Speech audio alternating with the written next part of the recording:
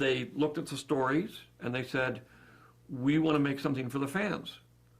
So I said, all I wanted to do was tell a story of what happened.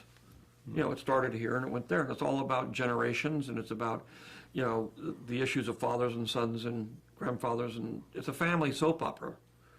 I mean, ultimately, I mean, we call it space opera, but people don't realize it's actually a soap opera, and it's all about family problems and that. It's not about spaceships. So they decided they didn't want to use those stories.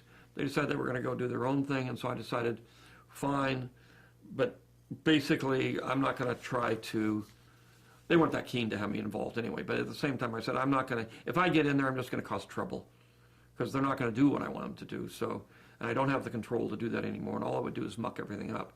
So I said, okay, I will go my way, and I'll let them go their way. And it really does come down to a simple rule of life, which is when you break up with somebody, the first rule is no phone calls.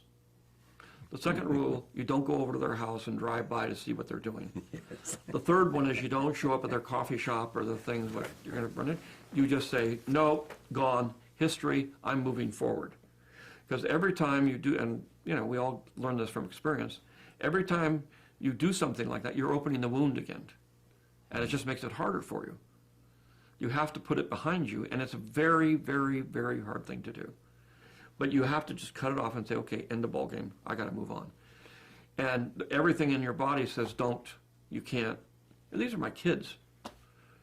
So all those Star Wars films. All the Star Wars films. They were your kids. Yeah, well, they are. Right. You know, I loved them. I created them. I'm very intimately involved in them, and obviously to and sell you them sold off, them. I sold them to the white slavers that take these things and. Okay, but I mean, but having said all that, and having talked to you for the last, and known you for a while, and admired you, I mean, it must hurt you. Well, no, it's your family. It's the last story. It's your story. But it's in the end, you. But I knew there's 3 more stories, and I knew that was going to probably take, you know, to do it right would take about 10 years. And I said, I'm 70. I don't know whether I'll be here when I'm 80. You know, every 10 years the odds get less.